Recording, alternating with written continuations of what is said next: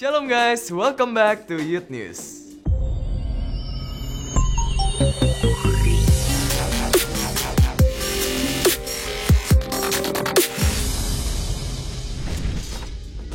Bagi teman-teman yang mau datang ibadah secara onsite, diwajibkan dulu nih untuk seat booking terlebih dahulu melalui NDC Apps.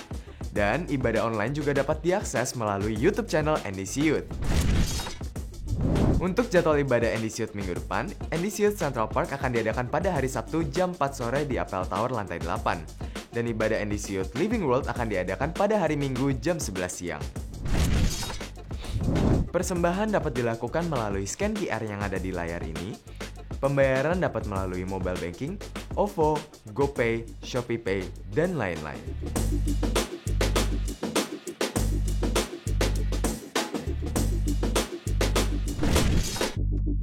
Sekian untuk news minggu ini. Stay safe and God bless you.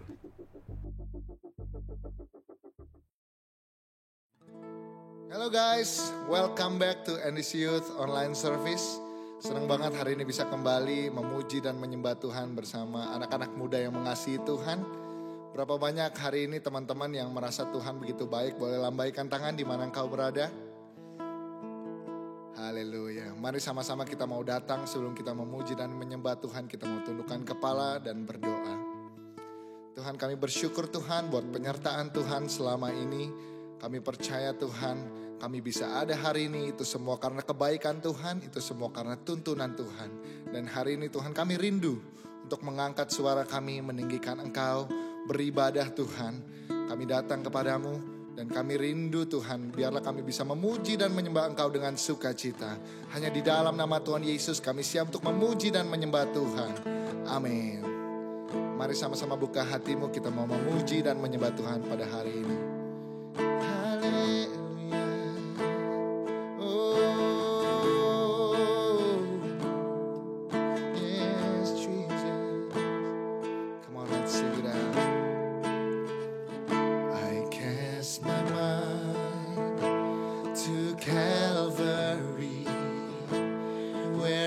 Jesus bled and died for me. I see his wounds, his hands, his feet. My Savior on that cursed tree. Thank you, Jesus. Sing his body bound, his body bound and drenched in tears. They laid him down in Joseph's tomb. Amen. The entrance sealed by heavy stones. Messiah still and all alone. Come on, raise up your hands. Sing it out to Jesus. Oh, praise the name of the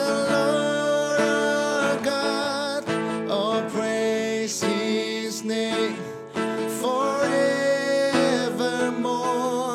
for endless days we will sing your praise, oh Lord our God. Berikan tepuk tangan yang terbaik buat Tuhan kita. Come on, sing it out. Then on the turn at break of dawn. Ini pengakuan iman anak-anak yang percaya Tuhan.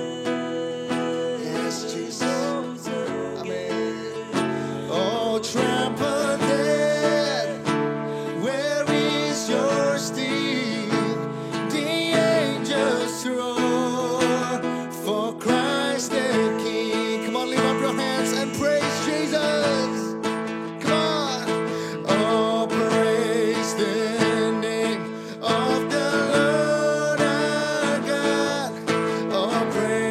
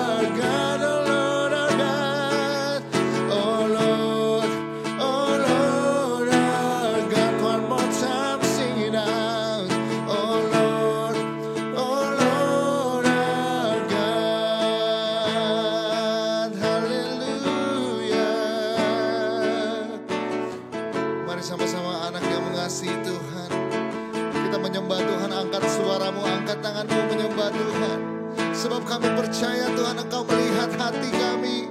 Ini pengakuan iman kami, dan kami mau memuji dan menyembah Engkau selamanya Tuhan. Haleluya. We're gonna praise you forever, Jesus, oh God.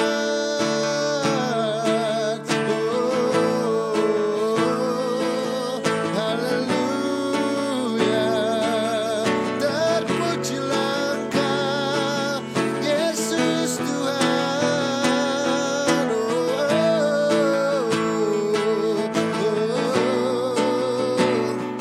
We sing hallelujah. We praise the name above all name. It's only you, Jesus. It's only you, Jesus.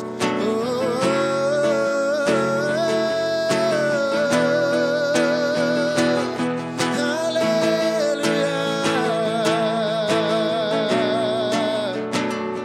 We sing for you, Lord, the name above all name. We praise, we worship, only for you, Jesus.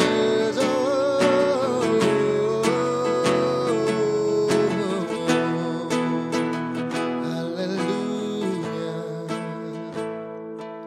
Hallelujah.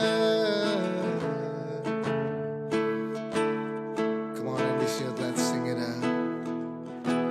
Oh, praise the name. Come on, let's praise Jesus. Yes, we praise you, Jesus. Forevermore, we will praise you, Jesus. We will sing your praise, oh Lord, our God. We sing our praise, oh praise the name of the Lord our God. Oh praise His name forevermore, for endless days. We will sing your praise, oh Lord, our God. Sing, oh Lord, our God, oh Lord, oh Lord. One more time, declare your faith to Jesus. Oh Lord, our God. Berikan tepuk tangan, sorak-sorai yang terbaik buat Tuhan kita. Hallelujah. Yes, we praise you, Jesus. Oh, yes, Jesus. Terima kasih Tuhan untuk kesempatan yang indah pada hari ini. Kami sudah bisa beribadah secara online Tuhan, dan jika sebentar kami akan sampai di bagian ini, yaitu mendengarkan sedikit dari firman Tuhan, sedikit bagian dari hati Tuhan. Biarlah kami juga semua punya telinga seorang murid untuk bisa mendengarkan, dan biarlah semua hal yang kami dengar Tuhan pada sekarang ini boleh tumbuh dalam hati setiap kami. Terima kasih ya Tuhan Yesus, kami buka dalam nama-Mu. Haleluya, amin. Hai guys, kembali lagi dengan Cijes di NDC Youth Online Service. And I'm so happy to greet all of you today, karena kita ada di tema yang sangat menarik, yaitu The Calling. Dan I'm so happy nih, sedikit refresh, aku dapet jatah untuk sharingnya itu di minggu ketiga ya. Biasanya aku selalu di minggu pertama kan. Dan hi again, don't miss me too much, tapi I miss you guys so much. Dan sharingku hari ini soal The Calling itu sampai di bagian yang apa ya, bisa dibilang menarik, tapi mungkin gak semua mudah untuk kita dengar. Tapi bukankah firman Tuhan itu gak selalu harus hal-hal yang pengen kita dengar doang kah? Firman Tuhan juga bisa menjadi hal untuk menegur kita, ngingetin kita, bahkan untuk hal-hal yang sebenarnya it's not easy to hear, tapi kita perlu dengar. Kita semua setuju gak kalau The Calling adalah tema yang luar biasa?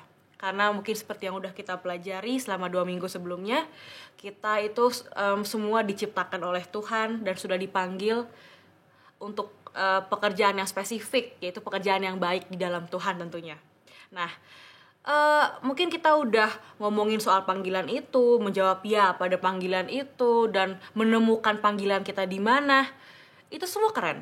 Itu semua awal yang baik.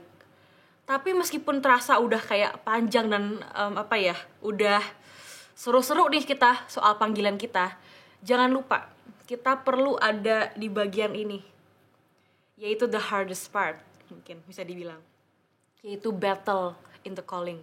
Maka itu judul sharingku pada hari ini adalah battle in the calling.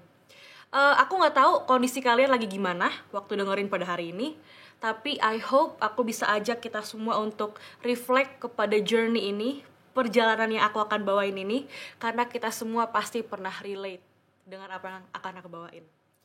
Battle in the calling. Let's say kita udah say yes kepada God's calling. Beda-beda ya secara spesifik. Ada yang mungkin dipanggil sebagai hamba Tuhan untuk menyampaikan firman Tuhan. Tapi ada kok orang-orang di youth yang aku temukan, mereka pengen banget pelayanan, tapi mereka tahu actually untuk sharing firman Tuhan itu not for me, Ci, mungkin. Mungkin mereka shy atau mereka ngerasa, aku kok lebih suka di backstage ya, aku lebih suka ngeran ibadah ya. Oke, panggilan kamu di backstage. Ada juga yang mungkin bukan di backstage, bukan juga sebagai preacher, tapi Ci, aku enjoy banget deh ketika aku bisa leading worship. Well, you're a worship leader. Itu pun perlu yang namanya kita training, latihan, jam terbang, ya enggak?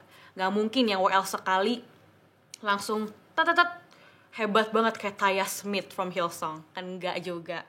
Atau tiba-tiba aku terpanggil, Ci, aku terinspirasi dengar khotbahnya pastor ini, aku pengen juga jadi pengkhotbah. Terus kamu mungkin dikenal sebagai speaker yang baik, akhirnya oke, dalam seminggu kamu langsung jadi speaker yang luar biasa, jadi preacher yang luar biasa kayak Joseph Prince gitu. I don't think so. Kita semua punya yang namanya perjalanan. Dan kita semua tahu yang namanya perjalanan itu gak gampang. Jadi kayak yang aku bilang tadi, let's say kamu udah say yes kepada God's calling. Iya kepada pelayanan itu, kamu yang paling tahu. Kita akan masuk di babak ini, battle in the calling. Yaitu peperangan dalam panggilan kita. Kita semua eventually akan mengalami ini. Atau mungkin ada yang udah atau sedang mengalami. Karena aku 1-2 kali udah pernah mengalami battle in the calling ini. Sekarang gini, apa sih kira-kira battle in the calling itu apa aja? Misalnya kamu tiba-tiba ragu, atau kamu tiba-tiba jenuh, atau tiba-tiba bosen, tiba-tiba ada masalah sama teman-teman di pelayanan yang menggoyangkan panggilan kamu. Padahal kita tahu ya, yang manggil kita tuh Tuhan. Kok bisa kita izinkan masalah-masalah itu membuat kita menolak panggilan yang udah diberikan kepada kita oleh Tuhan sendiri. Harusnya kita perlu mengingat itu. Jadi kadang kalau aku lagi capek atau lagi jenuh, I use this reminder. Yang manggil aku tuh Tuhan. Kok aku izinkan sih si cewek A ngatain aku atau cowok B ngatain aku langsung. Gue gak mau lagi pelayanan. Yang manggil aku bukan mereka. Yang manggil aku Tuhan. Jadi aku harap kalau kalian lagi lemah juga dalam panggilan kamu, remember that. Nah, sebenarnya kita juga nggak perlu merasa sendirian ya, karena banyak banget tokoh-tokoh di Alkitab, nabi-nabi, para raja, rasul-rasul juga ngalamin kayak kita. Kalau gitu apa aja sih tiba-tiba hal-hal yang membuat kita sering mengalami battle in our calling, dan bagaimana kita bisa menangkalnya? Oke, langsung aja kita masuk. Poin yang pertama, apa hal yang membuat kita sering mengalami battle dalam calling? Hal yang satu ini kita semua punya, rendah dan tinggi, besar dan kecil kita semua punya, yaitu ego. Yuk, kita baca di Yohanes 4 ayat 36-38. Ini Yesus yang berbicara kepada murid-muridnya. Sekarang juga penuai telah menerima upahnya dan ia mengumpulkan buah untuk hidup yang kekal, sehingga penabur dan penuai sama-sama bersukacita. Sebab dalam hal ini benarlah peribahasa, yang seorang menabur dan yang lain menuai. Aku mengutus kamu untuk menuai apa yang tidak kamu usahakan. Orang-orang lain berusaha dan kamu datang memetik hasil usaha mereka. Oke, ini mungkin pas baca sekali bingung ya. Aku juga pertama kali bingung kok. Kok soal memetik dan menuai hubungannya apa sama battle into calling? Tapi aku mau kasih tahu dulu bahwa konteks ini adalah metafora yang Tuhan berikan kepada murid-muridnya soal penuaian jiwa-jiwa. Jadi secara nggak langsung Tuhan tuh Yesus tuh bilang ke murid-muridnya kalau kita harus bersyukur dan kasih kredit kepada orang-orang senior, leader-leader yang udah menabur sebelum kita. Sekarang misalnya gini nih, kalian pelayanan di gereja, jadi WL atau nggak di backstage. Yang datang tuh udah jemaat yang mungkin banyak kan. Aku ingat waktu kita mulai youth pertama kali, kita jumlahnya 100, 111, pelan-pelan 200. Sekarang kita every week udah hampir 500 guys kalau di-combine ya sama yang di Living World. Nah, itu kita bersyukur banget. Tapi secara nggak langsung apa? Itu perjalanan yang panjang, ada apa ya dalam tanda kutip ya, mungkin nangis-nangis dan susah sama-sama untuk mencapai hal seperti itu. Siapa yang menabur? Kakak leader yang sebelum kalian ini udah ada dan udah berdoa dan udah menabur, memberikan hidup mereka. Dan mungkin sekarang kalian menabur untuk generasi berikutnya. Ya mungkin waktu sekalinya debut Hype Boost yang datang udah 700 mungkin, datang udah 1000 orang. Kayaknya lebih sukses itu. Meskipun angka bukan selalu patokan ya. Tapi apa? Kita jangan selalu merasa gue dipanggil oleh Tuhan sebagai pelayan dan gue paling hebat. Nih yang liat gue banyak. Enggak, kita gak boleh mikir seperti itu. Tapi tinggalkan ego kita dan kita kasih kredit sejenak untuk para leaders sebelum kita. Siapa juga leader yang udah percaya sama kita, yang ngasih kita kesempatan, yang manggil kamu. Mereka yang udah lebih lama daripada kita. Aku gak bilang yang lebih lama, lebih hebat, mereka tuh kayak Tuhan. No. Tapi mereka sudah menabur dan kita sudah menuai apa yang mereka tabur sebenarnya. Jadi Tuhan Yesus pun ngomong ke murid-muridnya, kita harus menghormati yang terlebih dahulu daripada kita. Bahkan Yesus itu sering banget muji-muji Abraham karena imannya yang besar, dan muji-muji Musa depan para murid-muridnya. Ada kok di Alkitab kalau kalian baca semua. Karena secara nggak langsung ya Musa dan Abraham kan di zaman yang sebelum Yesus, kayak seniornya Yesus gitu. Kayak Tuhan aja muji. Tuhan pernah nggak bilang kalau Abraham juga pernah lemah kok waktu nunggu janji Tuhan.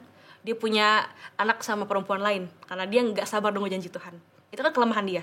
Atau Musa yang marah-marah, temperamental, baperan, sampai mukul tongkatnya ke batu, kesel, teriak-teriak. Tuhan pernah sebut gak? Tuh pemimpin lu tuh temperamental. No, Tuhan kasih yang baik-baik untuk apa ya? Hormatin mereka dan respect mereka. Nah, terus maksudnya apa dengan ego? Hubungannya apa, Ci?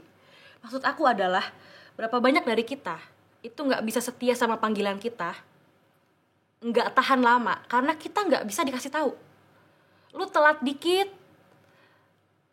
dikasih tahu dikit, gak dimarahin loh, cuma ditegur, jangan telat ya. Baperan, langsung mikirnya, gila ya gue tuh gak dibayar, masa gue harus datang sesuai jam yang ditentukan. Bete, lu benci sama orang itu, tiba-tiba benci gereja. Kadang kita tuh ya kalau marah ya, nih aku kasih tahu ya, kita marah tuh kemana-mana.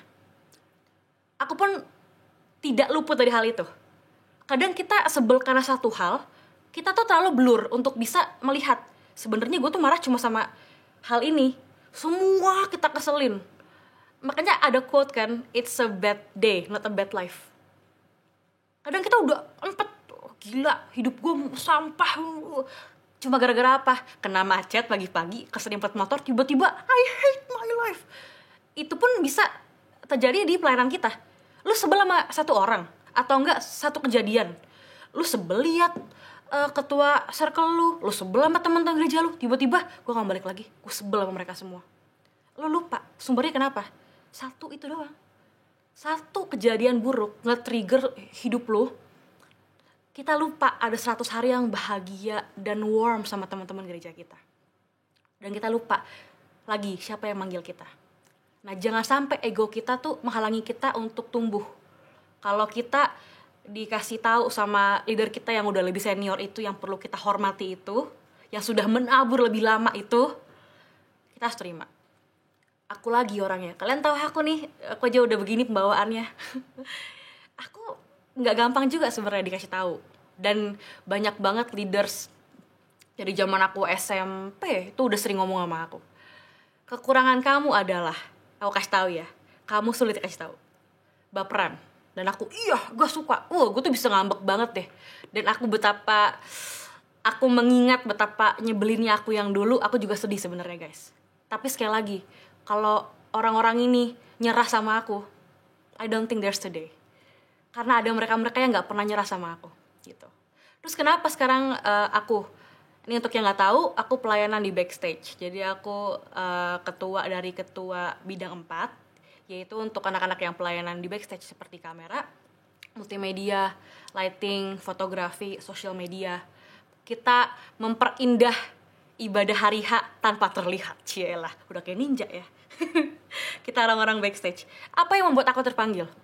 Karena aku selalu dari dulu ada ganjelan di hati gitu. Aku respect sama orang-orang yang pelayanan, sama-sama capek, tapi lu gak kelihatan. Gini ya, aku gak bilang yang WL tuh tidak mulia dan dosa dan mencuri kemuliaan Tuhan, bukan. Tapi buat aku tuh butuh sebuah hati yang besar loh. Lu dapat tanggung jawab yang besar, ngatur banyak hal, capek juga, datang lebih pagi juga, latihannya panjang. Setelah kelar, lu harus stay dulu untuk beberes. Tapi gak ada yang lihat lu dan gak ada yang tahu lu. Follower lu dikit. Apakah orang ke gereja mau foto sama lu? I don't think so. Orang lihat, wih keren ini ya. Emang dia tahu ini by ini, lighting arrange by ini. Gak ada kan. Semua orang ke arah, oh ini yang perform, ini yang ini. Sehingga buat gue, hatinya tuh besar banget sih untuk orang yang mau backstage. Nah, sehingga aku akhirnya tahu panggilan gue di sini. Aku pengen banget ngelit orang-orang ini gitu loh. Bukan berarti yang di panggung tidak mulia sekali lagi, tapi maksud aku ya panggilan ini khusus spesifik untuk yang di backstage karena kalian keren banget gitu loh maksud aku. Nah, lu pikir backstage karena tak terlihat tiada masalah? Justru kita tidak terlihat, problemnya sangat terlihat. Ego kita tinggi semua, ditegur, salah ini, salah operate, telat datang, chat nggak balas, jadwal berantakan dan lain sebagainya. Apa yang membuat kita tetap solid dari semua ini? Respect untuk dikasih tahu, respect terhadap pemimpin kita. Hilangkan namanya ego, baru tim lo solid. Ini sebenarnya nggak cuma soal di gereja sih. Lo sama pacar lo, sama orang tua kita, sama teman kantor, di kampus, OSIS. Coba yang ego-egonya tinggi, semua sebel, nggak ada yang suka, nggak bisa maju. Kalau gitu, solusinya apa? Dari masalah pertama ini, simple, memberikan diri untuk diajar dan dibentuk. Poin yang pertama, aku tutup dengan sebuah quote dari Pastor Michael Youssef, yaitu, "You will never meet a self-made leader. Every true leader is a product of the parenting, teaching, coaching, mentoring, and guiding that has been done before." Artinya adalah, kamu tidak akan menemukan pemimpin yang bentuk diri sendiri, yang self-made. No. Mereka adalah produk dari segala didikan, ajaran, latihan, mentoring, dan arahan yang diberikan sebelumnya. Sama siapa? Your leaders. Itu yang pertama. Yang kedua, yang paling sering terjadi sama anak muda, kalian semua nih sering banget ngalamin hal ini. Doubt. Poin nomor 2 adalah doubt, yaitu keraguan. Oke, sekarang gini, kalau respon pertama kita saat dipanggil oleh Tuhan untuk melayani atau kepada panggilan spesifik nih, itu adalah enggak masa sih, mana bisa, mana mungkin. Aduh, I heard that 90% tiap kali aku rekrut anak untuk join pelayanan. Udah, kalian harus tahu loh, kadang tuh ketika leader rekrut orang, kamu jangan berpikir kita tuh kurang orang, gak ada yang mau. Siapa aja lewat, mau gak backstage? Enak aja. Aku mau bilang, yang mau pelayanan tuh banyak banget. Tapi kita seleksi, kita lihat karakternya, kita lihat kemampuannya, circle gak, rajin gak. Kita liatin tuh dengan sangat selektif. Kalau aku bisa tiba-tiba ke kamu, I think you can do this, you can do that. Mau coba gak? Itu tuh gak semata-mata lihat muka, oh lucu nih mukanya, kayaknya bisa ngomong. Mau gak jadi VJ? I don't think so. Enggak, itu perlu pemikiran dulu, aku nanya dulu ke kakak yang lain. Baru, hey, aku udah perhatiin kamu loh dari sebulan ini gitu. Do you wanna join me dalam hal ini? Tenang aja, ntar ku ajarin gitu loh. Dan semua rata-rata responnya tuh, no, bukannya gak mau, tapi kamu bener-bener gak pede banget gitu loh. Dan aku gak percaya ada orang yang bisa lihat kamu dan I saw your potential. Kalian senggak pede itu, sedoubtful itu menjadi kamu sendiri. Dan nggak cuma kita yang sebenarnya guilty of that. Ada juga kok seorang hamba Tuhan yang ngomong kayak gitu waktu dipanggil oleh Tuhan. Siapa? Musa. Waktu Tuhan panggil dia, apa dia ngomongnya? Enggak aku nggak pandai bicara. Enggak udah panjang lebar. Akhirnya ngomongnya apa? Udah Tuhan utus orang lain aja. Baru Tuhan marah sama dia. Kalau kamu baca di Alkitab, tiap Musa debat, aku nggak bisa ngomong. Tuhan bilang, aku akan utus Harun untuk ngomong sama kamu. Untuk ngomong buat kamu. Aku nggak bisa ini. Tuhan kasih jawabannya. Nggak bisa ini. Dia kasih tahu ini solusinya. Tetap akhir-akhirnya apa? Udah Tuhan, cari orang lain aja. Tuhan marah. Itu keren banget menurut aku. Jadi apa? Kalau udah ada yang percaya sama kamu, lu coba aja deh. Iya atau enggak tuh nanti dulu. Tapi kalau lu udah enggak, cari orang lain deh. Even Tuhan tuh bisa marah gitu loh. Udah dipanggil masih bisa kayak gitu. Gak semua orang dapat calling seperti ini. Nah, aku mau kita juga berhenti untuk doubt diri kita sendiri. Gitu loh. Atau mungkin yang doubt kita bukan diri kita. Siapa yang doubt kita? Mungkin orang tua kita. Mungkin teman-teman kita.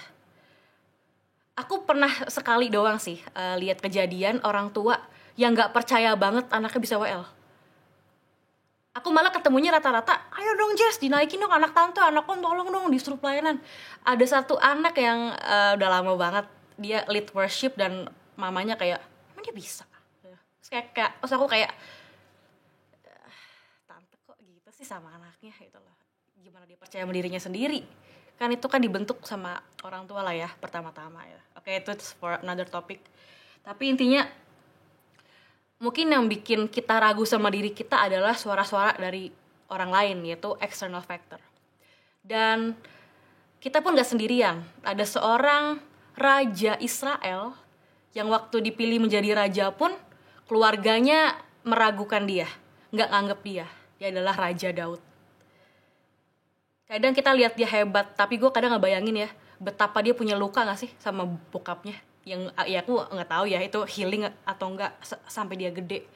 Tapi kalian bayangin nggak perasaan dia waktu ditunjuk sama Nabi Samuel, nih jadi raja nih. Bapaknya bahkan nggak manggil dia, kakak-kakaknya nggak manggil dia, dan waktu dia dipanggil semua orang kayak hah dia gitu loh. Kayak apa yang akan terjadi kepada jiwa dan psikologis kita sebagai anak digituin sama keluarga kita gitu loh. Tapi iya Tuhan tetap pilih dia dan angkat dia. Jadi aku mau bilang, jangan ragu. Karena even lo raguin diri lo sendiri, kayak Musa, Tuhan mampukan kalau lo mau akhirnya. Tapi lo mau dibentuk dulu gak? Gitu. Jadi Musa. Atau mungkin Daud yang orang anggap payah dan gak hebat, pada akhirnya dia mau gak? Mau kan? Lihat dia jadi raja Israel yang paling dihormati. Kamu kalau ke Israel, cuma ada satu raja yang patungnya tuh lama banget ada dan dibiarin di situ. Dari begitu banyaknya raja Israel, cuma siapa? Raja Daud. Kamu kalau ke Israel, lihat ada patung dia sambil megang kecapi. Dia raja yang suka bermazmur, main kecapi. Sampai hari ini loh, tuh orang Israel tuh hormat sama Raja Daud. Nggak ada tuh patungnya Saul, nggak ada patungnya si Salomo. Cuma satu patung, Daud main kecapi. Itu produk anak yang diraguin sama bapaknya gitu loh. Jadi aku mau bilang, don't doubt yourself. Kalau lo mau dibentuk, Tuhan bisa angkat lo kayak raja. Look at Daud. Keren banget. Sebenarnya masih banyak banget yang kita bisa sharingin soal hal-hal ini. Yuk kita baca di 2 Timotius 1 ayat yang ke-7. Sebab Allah memberikan kepada kita bukan roh ketakutan, melainkan roh yang membangkitkan kekuatan, kasih, dan ketertiban. Jadi jangan takut and don't doubt yourself. Oke, sebenarnya banyak banget yang kita bisa sharingin soal masalah-masalah dalam pelayanan ini ya, Battle in the Calling. Tapi aku cuma akan pilih 3. Dan we come to the last one, yaitu consistency. Konsisten, ibaratnya ya. Guys, yang bilang iya kepada God's Calling tuh banyak banget dan keren banget. Banyak juga yang datang ke aku secara gak langsung, Ci, aku terpanggil mau melayani ini. Aku terpanggil mau melayani ini. Waktu youth camp nangis. Aku berjanji akan melayani gini-gini. Tapi mereka-mereka itu semua gugur di tengah jalan. Akhirnya aku nyadar, panggilan itu semua tuh kita tahu. Panggilan tuh kita semua dapat, kita semua berasa. Kita semua nangis waktu dipanggil oleh Tuhan. Altar call, dalam hati kita ada suara Allah bilang kamu ini. Dan kita, semangat. Tapi di perjalanannya, kena bosan dikit, kena jenuh dikit, masalah dikit, kita semua gugur. Sehingga problem yang ketiga dan yang terakhir yang paling membunuh banyak dari kita semua yang dipanggil adalah menurut gue konsistensi. Terus apa dong obat dari konsistensi? Faithfulness, kesetiaan. Aku akan baca di Galatia 1 ayat yang ke-10. Jadi bagaimana sekarang? Adakah aku cari kesukaan manusia atau kesukaan Allah? Adakah aku coba berkenan kepada manusia? Maka aku bukanlah hamba Kristus. Ini konteksnya Paulus aja ketika udah menjadi hamba Tuhan, dia sempat bingung mau nyenengin jemaat banyak atau nyenengin Tuhan. Jadi dalam pelayanannya pun tuh kadang kita, aduh ini tuh buat Tuhan atau kita masih mau ke arah manusia sih, karena kalau aku pilihnya itu maka aku bukan hamba Tuhan gitu. Atau di 1 Korintus 4 ayat yang ke-1 sampai yang ke-2. Demikianlah hendaknya orang memandang kami sebagai hamba-hamba Kristus yang kepadanya dipercayakan rahasia Allah, yang akhirnya dituntut dari pelayanan-pelayanan yang demikian ialah bahwa mereka ternyata dapat dipercayai. Tapi kalau kalian buka di terjemahan Inggrisnya, kalimatnya tuh gini. Moreover, it is required of stewards that they be found faithful. Terjemahannya, pada akhirnya yang paling penting dari karakteristik para pelayan-pelayan ini, di stewards katanya, itu adalah if they be found faithful, setia. Raja Salomo diurapi Tuhan. Hebat gak? Hebat. Kalau kalian baca sejarah, bangsa Israel itu paling kaya, rajin melintir ekonominya, itu karena kecerdasan dan hikmatnya Salomo. Tapi apa pada akhirnya? Dia meninggalkan Tuhan, dan dari segala hikmatnya, dia membuat bangsa Israel terpecah belah. Karena dia meninggalkan Tuhan. Apa tuh? Tidak konsisten. Bahkan Paulus punya seorang anak didik yang dia banggakan, yang akhirnya meninggalkan dia. Namanya Demas. Dan kalau kalian baca kitab-kitabnya tuh yang ditulis, ada bagian tuh Paulus bilang, ya dia sedih kali ya, dia tulis, dia bilang Demas telah meninggalkan aku karena jatuh cinta pada dunia. Ingat gak sekali lagi pada panggilan kita, siapa yang manggil kamu? Maka kamu adalah Tuhan. Jangan sampai kita kalah karena kita egonya tinggi, karena kita doubtful, karena kita ragu, dan tidak setia. Aku harap sharing yang ketutup pada saat ini membuat kalian belajar untuk merenung dan mengingat lagi panggilan kalian yang sudah pernah kalian dengar. What have you done with God's calling? Look at you now. Sejauh apa kamu sudah menyenangkan hati Tuhan lewat panggilan itu? Ya teman-teman, mari kita berdoa. Bapa dalam surga, kami bersyukur untuk sharingmu yang sangat menegur kami Tuhan pada hari ini. Dan kami juga bersyukur karena Tuhan telah panggil kami, dan biarlah kami belajar untuk menjadi anak-anak yang lebih setia lagi Tuhan, yang lebih konsisten dalam setiap panggilan kami. Bahkan ketika kami melewati battle in our calling, Tuhan yang pakai hidup kami Tuhan, di sekolah kami, di keluarga kami, di gereja kami, dimanapun kami berada, biarlah kami terus menjadi berkat bagi banyak orang ya Tuhan Yesus. Pakai hidup kami dan masa muda kami ya Tuhan. Thank you Lord, semua percaya dan kita sama-sama katakan amin. Okay guys, have a great weekend and God bless you. See you next time.